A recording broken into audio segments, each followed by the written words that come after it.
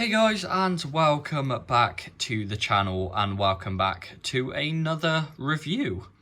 Today we'll be looking at one of Dapol's brand new 57XX/8750 pannier tank locomotive. As you guys have probably guessed, we are doing this is in O gauge. So this is my second O gauge locomotive, but technically third one that I've bought, but the second one I haven't actually done a review on yet, so stay tuned for that. So let's get straight into this review and let's take a look at the box. So the first thing we notice is obviously you got the lovely Dapol logo there. You've got this absolutely beautiful line drawing of the model, so the nice GWR pannier tank here. Down at the bottom, obviously it says you got the class of locomotive, what's the 57XX/8750 class, and it's an 060 locomotive. If nobody really knows what the 060 means, it just means it's got zero leading wheels, 6 driving wheels, and 0 rear like bogie wheels, so that sort of thing. So that's all that means. So it's an 060 locomotive. It's an authentic model, and it also says it's 143.5 scale model. So let's see if there's anything else interesting on the box. You've just got some more line drawings on the sides here, more Dapol logoing, that sort of thing, and we also have some legal gumph on the back there with a QR code. So as you guys can tell, it's a nice solid kind of the nice hard cardboard sort of box. Coming to the label here, it gives us a bit more information. So the product code for this is 7 Sierra-007-007. Class 57XX pannier, 9669 BR black late crest. So the number when this model was made was obviously 9669, but I have had this loco customized, so I just want to put it out there. It's technically not exactly straight out of the box, but this has been customized to a locomotive that is that I've worked with before, so that's nice. So it's also DCC ready, 21 pin, and the minimum recommended radius is radius 2, what is 1028.7 millimeters. So let's get into the box here. So this is going to be a little bit different. The locomotive is already out of its box, and you guys will see why in just a second, but we'll get to that. So let's have a look what's in the pile of gumph here. So the first sheet we've picked out is the Dapol no quibble 24-month repair warranty. So if you have any damage within 24 months, you can your locomotive is warranted, so you can just send it back and they'll sort it out for you. What else have we got here? So we have a Dapol O gauge GWR 57XX and 8750 owner's guide. So that's nice. So we do have a history on the class straight off the bat, so I'm just going to hold it nice here for you guys. So if you want to read it, you may pause the video. I'll give you guys a couple of seconds just to be able to pause that. There we go. Then we got a bit about the model and where it was, kind of how they got all the designs and stuff. And apparently they got it from the L92 pannier tank on the South Devon Railway. So that's cool. Quick start. They also say you that you have to run it in just like a 00 locomotive or N-gauge. For about 20 to 30 minutes in each direction at medium speed. Then it says about how to take the body off and maintenance and how to get spare parts. So let's have a look in the box, shall we? So we're just going to flip it over. So the first thing you notice is we got quite a bit of foam around the sides and the back and the top. What's nice and thick, so that is going to protect your model very, very nicely. So here you guys can see that we have this plastic kind of cage looking thing. So the pannier tank sits in here, okay, and this is why I've got the locomotive out already, because I'm not actually keen on this style packaging. Don't get me wrong, the model is absolutely beautiful, and we'll get to that at a point. But the cage, this plastic kind of frame, has done its job. It's kept the model perfectly safe. It's done what it's designed to do. It's just a bit deadly getting stuff out, shall we say. So the locomotive is screwed into this frame via 2 screws, right here and here. Okay, they just go into the bottom of the locomotive. You don't notice it. That's absolutely fine on that part. This outer frame is 2 parts. So you have the top part and the bottom part, and they join there and there via 2 screws. So either way you do this, your locomotive is kind of in a place where it could fall over or it could get damaged. Because if you take this off and then you've got to put it upside down to get the screws out, the locomotive can fall. If you do it, so you do the screws first, flip it back over, then do the frame. Because your locomotive isn't solidly on the bottom, it can topple either to the left or the right when you try to flip it back over. So it is a bit sketchy, should we say, getting the model out, but the frame does its work. I can't fault it on that. It does keep the model safe, and it is a good way of doing it. But just be very careful if you guys have any packaging like this. Just be very careful getting your model out. Make sure if you are flipping it, please make sure you've got hold of that model, because it can slip out and fall. And as you guys probably know, if you guys do O-gauge, they are very expensive models. So just be very careful of that. Obviously, we've got a spare bit of foam in here, but I think that sits just under the bunker or near the front to protect the smoke box door dart, that sort of thing. But we've also got that. So that is, I believe, everything that is inside the box. So let's just get this out the way, and we'll get the actual locomotive into shot. So here we have it. Just zoom in for you guys here.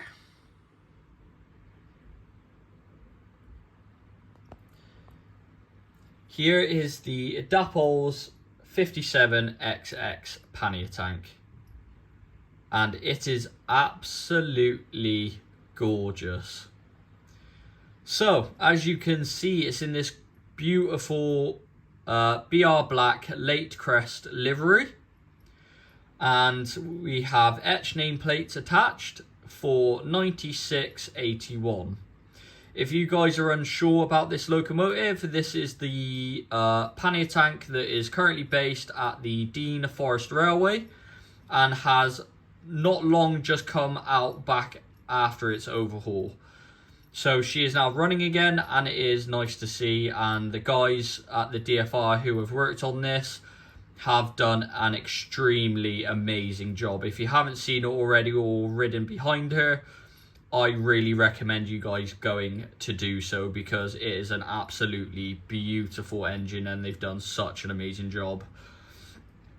So let's get into this review. So as you guys can see, there are so many details straight off the bat that you guys can see. The livery application is absolutely spot on. The crest, I can't fault at all. There's nothing wrong with it. It's all nice and crisp and looks absolutely amazing. We've got all this rivet work on the plate of the running plate there. You got this absolutely beautiful metal handrails around the sides of the models, around the cab, around the tanks. it just looks absolutely astonishing. I do believe they are metal. Yep, so all the handrails on the locomotive are metal, so they are nice thin metal wire, and it looks absolutely astonishing. As we're coming over here, we have some underframe, some under tank details, what I'm going to call it. So we got some pipe work, some other bits. We also have a little tool chest, I'm guessing. And as you guys can see as well, from this tiny little speck of gold, that is a lock. That is a padlock they have literally picked out in gold and silver. And it looks absolutely astonishing. The amount of detail they have put into this model is incredible. If you guys look very carefully under there, see if I can zoom in for you guys. We have all the inside mechanisms for the locomotive, how it turns its wheels. And it is very, very crisp indeed. And as we're on that topic, if I lift it up, they actually move. So all of those will move when the training's running. And that is normally how the locomotive would work. As you guys can see, I've now got coal all over the filming set here. I have added real coal to this locomotive, so please bear with me. So, as we're going off the underframe detail right now, we have all those rivets picked out. The wheels are very, very nicely done. The rod is absolutely beautiful, and all that brake rigging. We've also got the sand pipes and all the drainage cocks as well, and the lamp iron, the irons going down just to kind of help any obstructions on the track. I place it back down. So the cab doors do swing open and shut, what is very nice to see. I'll have to use my little tool here. So they do swing open and shut, what is very nice to see. Here we come over to the etched nameplate. This doesn't come with the model. This is one that I've paid for and had professional apply it for me. And he has done such an amazing job and looks incredible. Obviously, as you can see, we got this little yellow circle that's got the letter C on it. If we come round here, you guys can see the cab detail here. What is absolutely astonishing, we do have a firebox glow LED in the firebox as well. Also coming along with the cab here, we have some more handrails, and the steps are very nicely molded, and it's got some rivet work on that too. As we come round to the bunker side here, we have some separately fitted bars to protect the windows from the coal, how it would be. We have some realistic coal that I have applied. This is real coal that's just crushed up and just PVA glued on top of the fake coal that was in the bunker. We have some little holders for some like tools, shovels, fire irons, that sort of thing. All separately fitted, what is very nice. We do have some more rivet work on the back of the bunker here. We've also got some separately fitted lamp brackets and a vac pipe. We do have sprung buffers. If I just show you guys, we do have sprung buffers. We have a steam heating pipe and also the screw link coupling, what is very nice indeed. We scroll around to the other side here. So exactly the same, we have the etched nameplate, some more handrails going along the sides. pretty much exactly the same as the other side.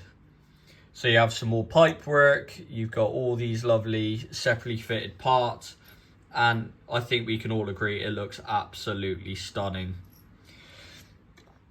Coming around to the front of the model here, we have another etched plate here that says 9681 on the front of the smoke box here. We've also got some more, the handrail then curves over the smoke box door, what looks very, very nice indeed. We do have a shed plate code there, all nicely picked out. It's all very nice and crisp. We have more rivet work. We got a small little tap here, and smoke box darts are attached too. We also have sprung buffers at the front with the steam pipe and vacuum pipe. And the buffers are picked out in a lovely buffer beam red. Now coming to the top of the model, we have all of this lovely separately fitted pipe work and whistles, and the dome, safety valve and chimney at the top as well with some molded detail. So I'll cut to the next clip where I weigh this lovely model and we'll see how heavy she is. Okay, so I've got the scales. Let's see how heavy she is. Okay, so she is weighing in at 758 grams. So she has got quite a lot of weight to her, what is nice. So let's get her over onto the demonstrations exhibition layout, and we'll see how she runs. Okay, so here we are over on the demonstration sidings exhibition layout, and let's see how she runs. So I'm going to stick her into reverse first. And the first thing I can say is she is very, very quiet, what is very, very nice. And very smooth as well. Let's see if I can get her to go slower. Okay, that is pretty impressive. And we can even go slower, wow. Okay, that is very, very good. So she has been ran in already, but she was the performance has not changed. She has been absolutely smooth, quiet the entire time, even straight out of the box. And wow. So I'm going to get her running backwards and forwards just for a little bit. And we'll hook her up to a nice little freight train. I'll get some few running shots for you guys. And I'll see you after the clip.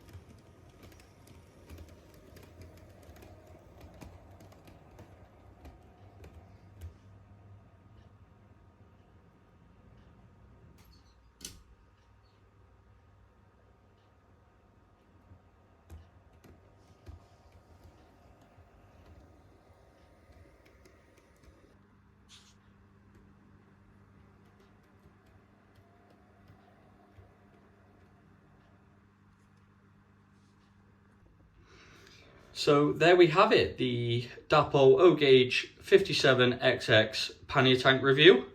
Hope you guys have enjoyed the review and running session. I've certainly enjoyed filming and making this. I absolutely love this model. It is absolutely astonishing. From the detail to the performance, it is everything I could have asked for the price of O-Gauge. And if you guys do come along to the Lydney Model Railway Show, this will be running and you guys will be able to see it in person. Massive shout out to my friend Glouceswich Junction. If you haven't seen his videos, please go check him out. He does a lot of mainline kind of era stock, so please go check him out. His videos are awesome, and show him some love, and a massive thank you from me for this absolutely beautiful O-Gauge diorama he made me. You guys will be seeing this a lot more in my videos, just kind of for the maybe start of the video and the end, like we are doing now. Also a second shout out to Derails models for helping me along the process of sending this off to get plated and that sort of stuff, because this is my first time actually customizing a loco to the extent of etch nameplates and renumbering, that sort of thing. So a massive thank you to them. They are a family run business and the most friendliest people. So if you haven't heard of Derails models, please go check them out. They do amazing prices. I cannot thank them enough for everything they have done. Also with helping out with the exhibition layout, that sort of thing.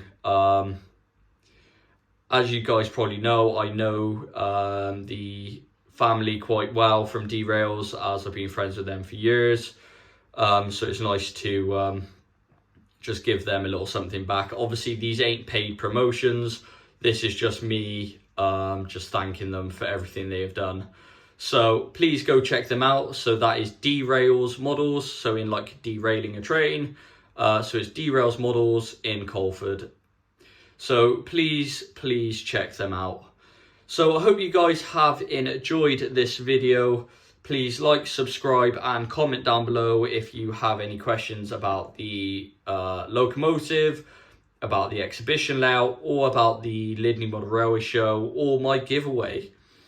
I'd like to hear your guys' thoughts. So thank you so much for watching, guys, and I'll see you in the next one.